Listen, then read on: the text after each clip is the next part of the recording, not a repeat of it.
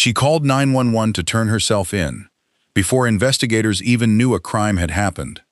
Then she drove to a nearby gas station and waited to be taken into custody. This is the case of Holly Marie Scott, convicted of killing her own mother and her uncle.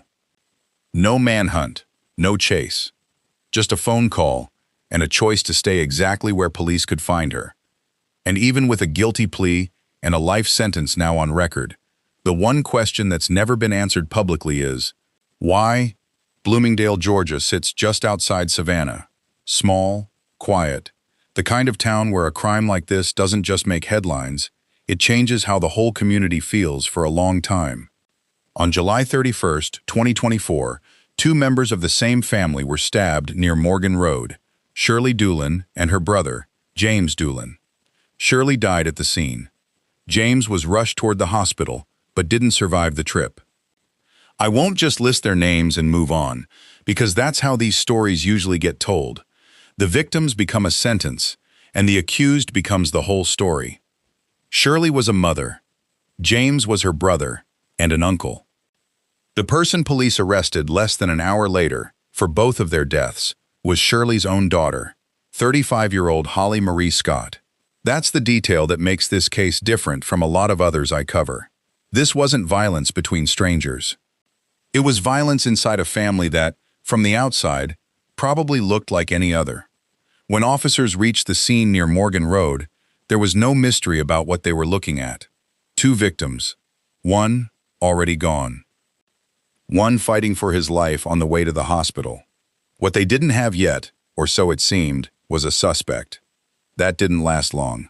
A short distance away, at a quick-trip gas station on Little Neck Road, police found Holly Scott. No chase, no struggle. She was taken into custody and held at the Chatham County Detention Center, initially facing 2 counts of felony murder. Here's what I keep coming back to, though. She didn't have to be found. She was already there, waiting. Investigators later admitted, in their own public statements, that they were still trying to understand exactly what had happened between her and her family that night. They called it a domestic issue. Beyond that, they never said much at all. For a case this serious, that's an unusually thin explanation. It's exactly the kind of gap where speculation tends to rush in. And I'd rather leave it as a gap than fill it with a guess. So here's what actually happened. Holly Scott wasn't tracked down. She wasn't identified through witnesses, evidence, or a tip line. The 911 call that first alerted police to Morgan Road came from her. She reported what had happened to her own mother and uncle, then drove herself to a gas station less than a mile away and waited. Most people, in the middle of the worst thing they've ever done, run. They panic, they try to disappear, even if just for a few hours. Holly Scott didn't do any of that. And that single detail is why this case has never sat easily with the people who worked it. Or, honestly, with me. The legal process that followed took over a year. In October 2024, the Chatham County District Attorney's Office indicted her on charges of malice murder and felony murder. Rather than go to trial, Holly Scott pleaded guilty. She was sentenced to life in prison, 2 concurrent life sentences, meaning she serves them simultaneously rather than one after the other. As part of the plea, the felony murder charges were vacated and the aggravated assault charges were merged into the murder counts. Here's the part that never quite sits right with me. A guilty plea closes a case legally, but it doesn't answer the question that actually matters. Why? Police called it a domestic issue back in 2024 and never elaborated publicly. Because she pleaded guilty instead of standing trial, there was no courtroom testimony, no evidence laid out for the public record.